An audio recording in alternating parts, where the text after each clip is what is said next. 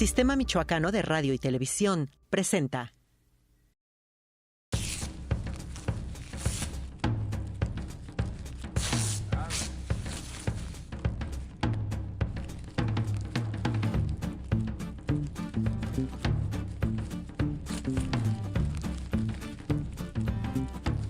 Muy buenos días, muy buenas tardes, muy buenas noches a todas, todos y todes.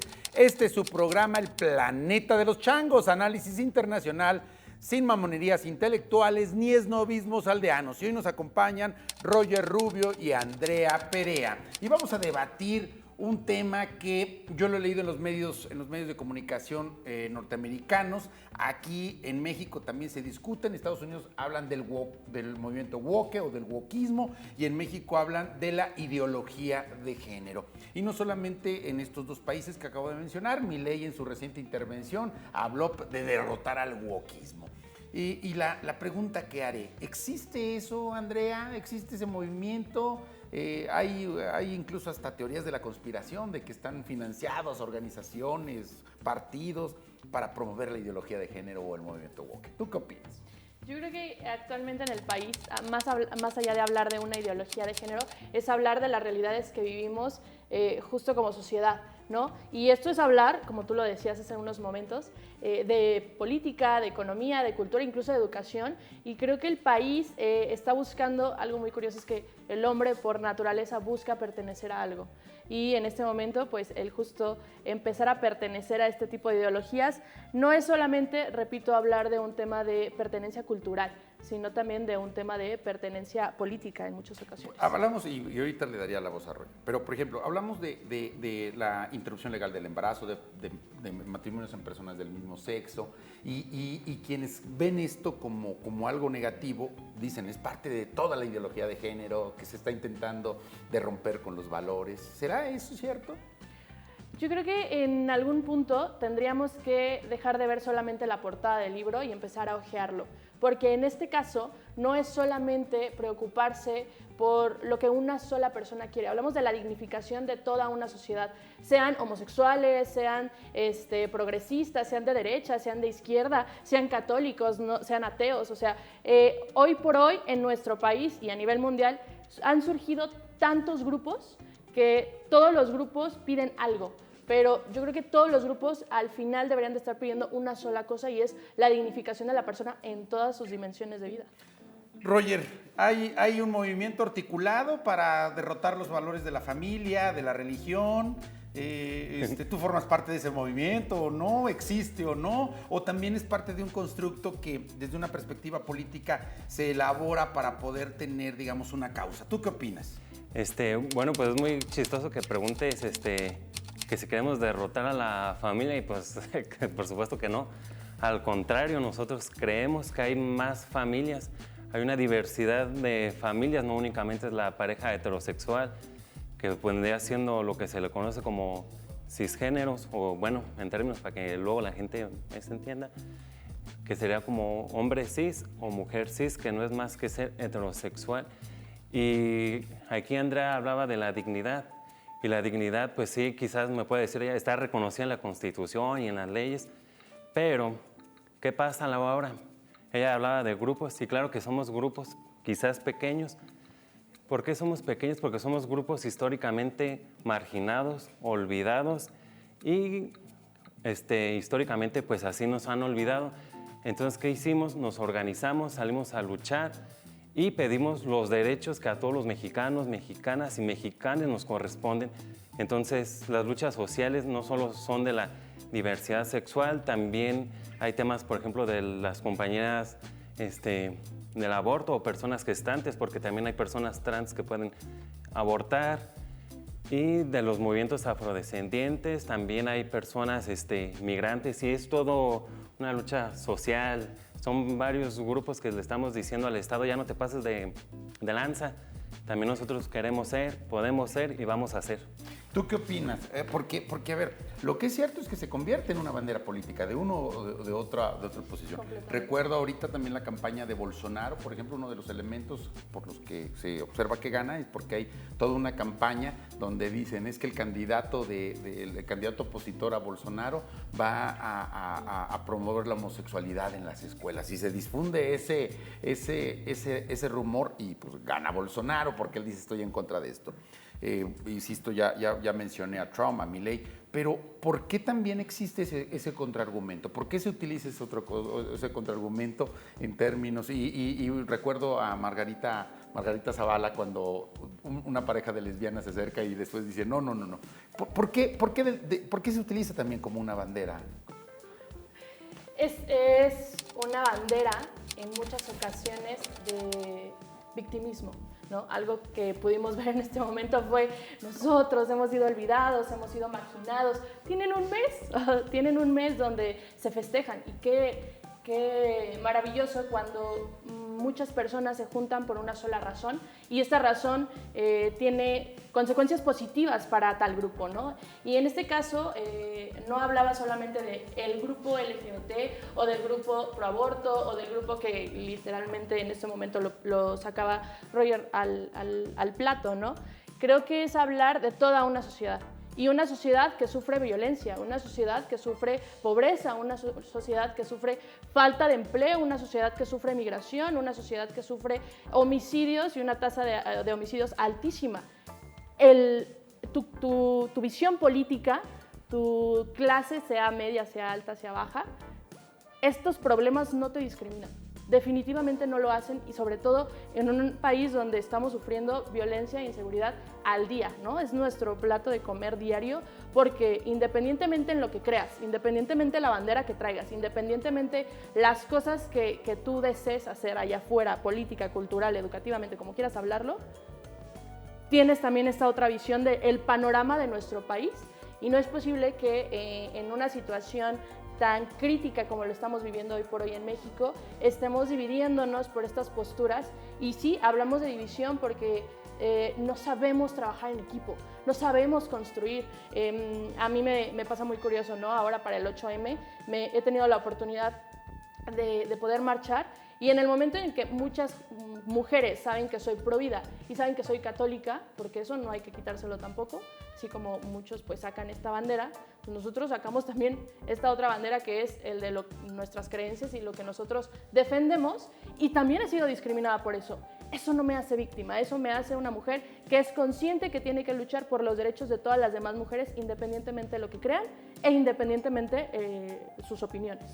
Hay un libro de Roberto Mangabeira, Unger, que habla sobre la alternativa de la izquierda y dice Roberto Mangabeira, criticando a este conjunto de fuerzas en Estados Unidos, no diría de izquierda, pero sí ubicadas en un espectro ideológico. Y dice, el problema de esa izquierda norteamericana es que ha apostado más por los derechos de carácter sexual, de carácter social, y no ha apostado por una nueva agenda económica, ¿no? que plantee las necesidades.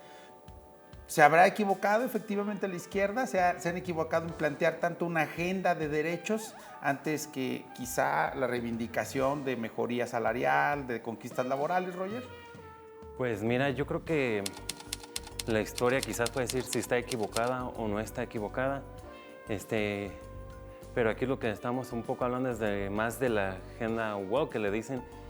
Y la verdad es que nosotros nunca nos hemos hecho las víctimas. Eso es un discurso que luego dicen, es que se hacen las víctimas. No nos hacemos las víctimas. Anteriormente, ¿qué nos hacía el Estado? Y el Estado entendiéndolo como la figura gubernamental. Sí. ¿Qué nos hacía? Anteriormente, si una persona, por ejemplo, yo que soy bisexual y que me considero a género, salía a la calle, salía con mi novio y lo besaba, ¿qué hacían los policías? Llegaban y sin ninguna... No hacían. Todavía en muchas ciudades bueno, lo hacen. Lo hacen. Qué bueno que me corriges, para que vean que sigue pasando. Entonces, ¿qué hacen? Lo reprimen y el discurso que luego dicen, ay, es que alguien puede pensar en los niños. Entonces, yo creo que las luchas sociales siempre han existido y no van a dejar de existir y no van a dejar de salir a manifestar ni de a luchar. La compañera hablaba de del 8M y también es una gran lucha. Yo ahí sí, por respeto, yo no me puedo meter a hablar de eso, le tocaría más bien a una mujer hablar de esta cuestión. Pero de lo que es de la comunidad LGBT, claramente yo sí puedo expandirme un poco más. Pero ¿por qué hay, y que era lo que le preguntaba, Andrea, ¿por qué hay también como una contrapropuesta? Trump acaba de prohibir, que acaba de elaborar prácticamente todo un conjunto de iniciativas en contra de derechos sexuales y reproductivos en Estados Unidos, ¿no? Hay toda también una corriente, digamos, homofóbica dentro de una posición política que lo utiliza para decir, nosotros no somos eso y voten por nosotros porque vamos a evitar que estas cosas sigan. ¿Por qué ocurre? ¿Y por qué además hay una preferencia electoral que los lleva al poder? Pues mira, la verdad es que realmente es un discurso de odio. ¿Y qué hace el odio? El odio junta a las personas. El odio hace que las personas que creen que está mal se junten. El odio que se echó un discurso lo sienten parte de sí mismos o de sí mismas o de sí mismes. Entonces, al ver que una persona como una figura tan importante como es un presidente de una república o de un país, dice, no, pues que abajo los gays, las personas trans, las mujeres. Entonces, algunas personas que todavía tienen esa idea, pues se juntan con ese discurso y se casan con ese odio y se puede llegar a sesgar el voto. Entonces dicen, pues es el que representa y es el que va a acabar. Porque también muchas veces piensan que a los movimientos sociales lo financian. Y la verdad es que si nos financiaran, pues yo aquí les paso mi número de cuenta, porque hay veces que a uno le toca poner, hay veces que uno dice, ay, pues ya tengo 5 pesitos, ¿no? Bueno, fuera que nos financiaran, sí, así los movimientos. George Soros financia a todo mundo, menos los que queremos, ¿no? Sí. Es decir, hay toda una idea de que hay un financiamiento, ¿no? Incluso toda una estrategia articulada para promover esos planteamientos. ¿Tú crees que hay una estrategia internacional? Yo tengo una pregunta para ti. A ver, venga. ¿Tú crees definitivamente que se vive discriminación por parte del Estado mexicano a esta comunidad que tú mencionas? Del Estado mexicano... Vamos a un corte en este momento, ahí la dejamos para regresar, que se está poniendo bueno.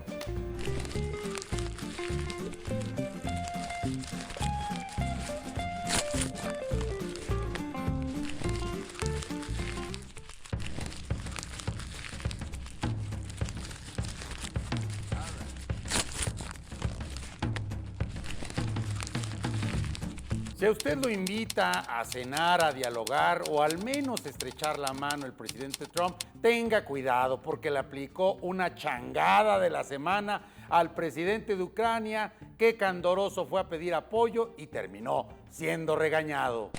Las changadas de la semana.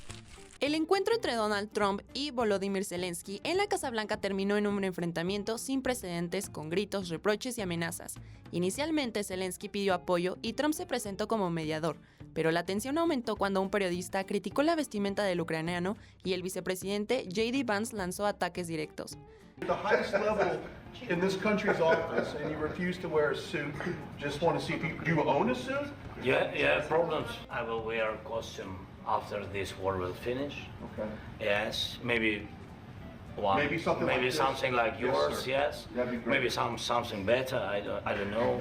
We will see. Trump dejó claro que el respaldo estadounidense no es incondicional, exigiendo que Zelensky aceptara un trato.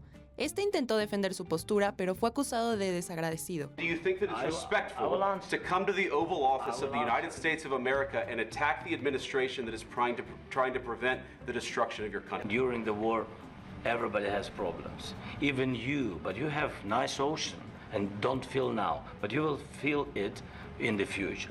God bless. You don't know that. God bless. God bless. You will not have a war. Don't tell us what we're going to feel. We're trying to solve a problem. Don't tell us what we're going to feel. I'm not telling you. Because you're in no position to dictate that. La discusión se tornó caótica y la reunión terminó abruptamente, sin acuerdos ni declaraciones conjuntas. Tras el encuentro, Trump afirmó en redes que Zelensky no quiere la paz, mientras el ucraniano intentó minimizar el impacto. La crisis deja en duda el futuro del apoyo de Estados Unidos a Ucrania y marca un punto de quiebre en la diplomacia internacional. Se está poniendo bueno este debate. Andrea iba a preguntarle algo a Roger. Adelante. La pregunta era justo si crees que el Estado mexicano, que hay una cierta discriminación de parte del Estado mexicano a la comunidad que tú mencionabas hace unos momentos. Sí, por supuesto que hay una discriminación por parte del Estado y entendiendo ahora sí al Estado en los 3 poderes y en los 3 niveles. Claro que sí hay, no hemos ganado, hemos peleado unos derechos humanos que nos pertenecen. Duda, si hay una cierta discriminación, porque justo en el mes del orgullo, todas las dependencias y secretarías cuelgan la bandera en sus oficinas, la bandera LGBT. Bueno, permíteme, primero te voy a contestar la primera pregunta. Yo no te interrumpo, tú no me interrumpes. Entonces, hablaba de los 3 niveles y los 3 poderes. Claramente que nos hemos peleado los derechos, nos los han reconocido, pero no es lo suficiente, no tiene mucho que aquí en Michoacán las personas de la comunidad LGBT nos pudimos poder casar.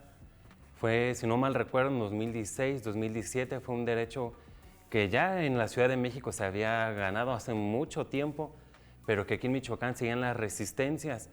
Y el mes del orgullo, no sé si tú sepas la historia, para quien no lo sepa, se las voy a contar muy brevemente. Hubo 2 mujeres, me acordé de la canción ahorita de 2 mujeres.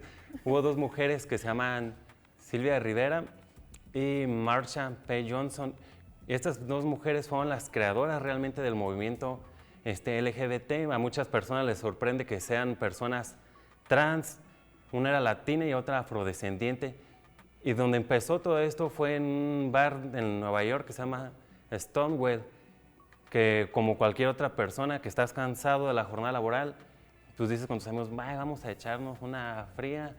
Entonces se reunían ahí, la policía llegaba, golpeaba, reprimían y sucedió muchas veces, muchísimas veces, hasta que una vez ya dijeron, ya estuvo bueno, ya basta. Entonces volvieron a ir los policías. ¿Qué hicieron ahora?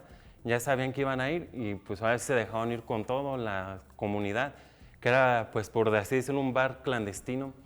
Entonces se siguió este movimiento, se hizo la primera marcha en Estados Unidos, que claramente aquí en México nuestro primer movimiento de la comunidad LGBT fue el baile de los 41.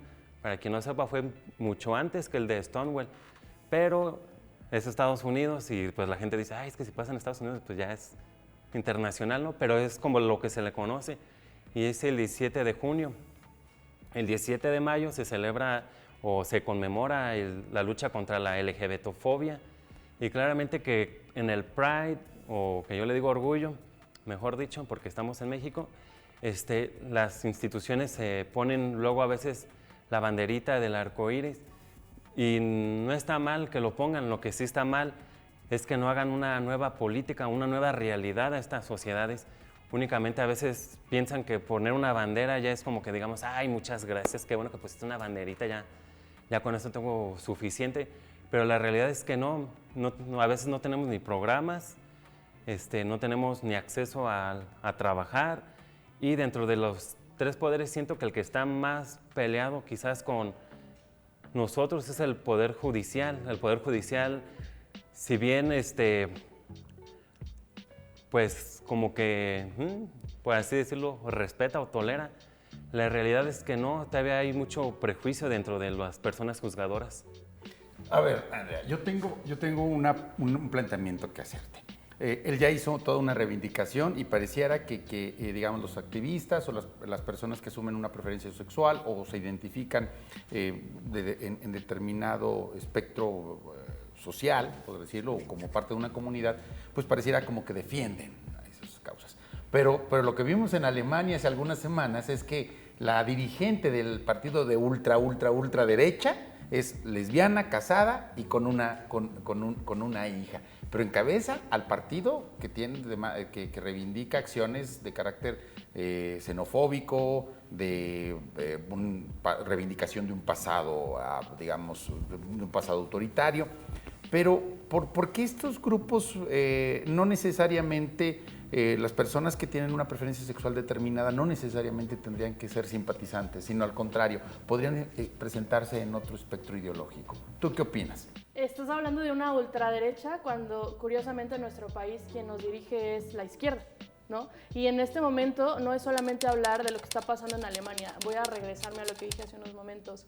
No podemos pedir derechos, no podemos exigirlos en muchas ocasiones cuando el derecho por excelencia, que es el de la vida, se está empezando a pues a prohibir hasta cierto punto en muchos de nuestros congresos del estado. Michoacán es uno que ya ha despenalizado por completo, y que hablar de la vida no es hablar solamente de la irrupción del embarazo. Hablar de la vida es de aquellos niños que pues no pueden tener una buena educación. Es hablar de, pues de muchas personas que han sufrido discriminación, no por sus preferencias sexuales, incluso discriminación por sus etnias, discriminación por por la izquierda o la derecha. Esa es discriminación también, ¿no? Y hablar no solamente de una realidad en un país donde, más allá de estar legislando a favor de una sola comunidad, deberíamos estarnos preocupando por legislar por una cultura de vida y por claramente que todos los mexicanos, en cualquiera de las dimensiones de su vida y en cualquiera de sus preferencias sexuales y en cualquiera de sus necesidades, sea una vida digna. Bueno, pero aquí en este programa no discriminamos, aquí caben todas las opiniones. Perfectamente, muy bien. Oye, pero a ver, una pregunta a los dos.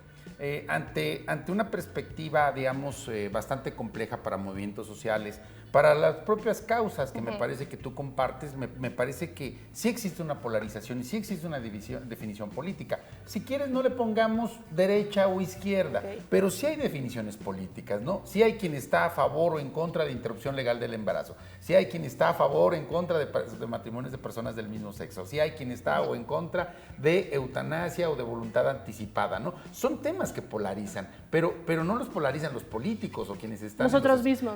La sociedad Así misma es. está polarizada, ¿no? No sé si, a lo mejor, digo, no quisiera contaminar el programa con mi opinión, pero si nosotros ponemos, si hay esta polarización, ¿no? ¿Por qué crees que se da tanto esa polarización? Sería la pregunta a los dos, ahorita que regresemos en nuestro siguiente bloque. ¿Por qué se polariza tanto la sociedad en estos temas? Digo, ahorita ya lo estábamos viendo, él dice, y yo puedo dar elementos a favor o coincidir con él, pero no se trata de eso, sino por qué las sociedades, tanto de México y como de otros países, llegan a estos niveles de polarización donde es prácticamente a favor o en contra.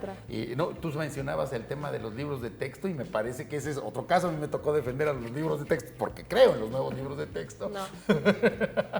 No, pero y hay otra cuestión ahí, a lo mejor me permitiré diferir contigo, Roger. No, los 41 fue una cuestión distinta, pero lo importante me parece es cómo estos temas o toda una agenda de temas polariza a las sociedades, polariza a nuestras perspectivas, y cerraría con esto para ir a nuestro corte. Y me parece que dentro de las propias comunidades también hay opiniones encontradas. Vamos a una conclusión. ¿Por qué polarizan tantos estos temas, tanto Roger como Andrea? ¿Por qué polarizamos tanto con estos temas? Porque no hemos sabido escucharnos y porque no hemos sabido respetarnos en muchas ocasiones. Yo voy a hablar por mí, por mi persona, y estoy segura que puedo hablar por muchos que en este momento estamos más preocupados por lo que pasa en el país y que lo único que necesitamos es podernos sentar en una mesa, dialogar, que es, yo creo, riquísimo el diálogo, y poder construir estos puentes que nos ayuden a vivir una vida digna a todos nosotros y sobre todo pues a respetarnos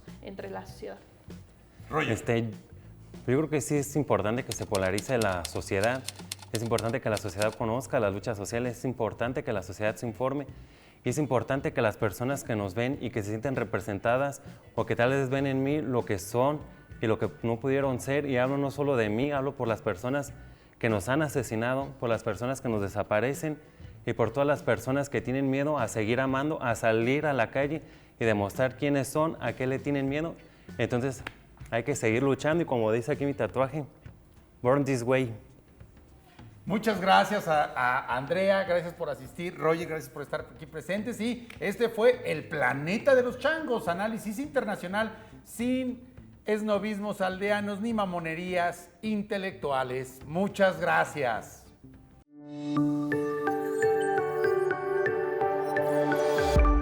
Sistema Michoacano de Radio y Televisión presentó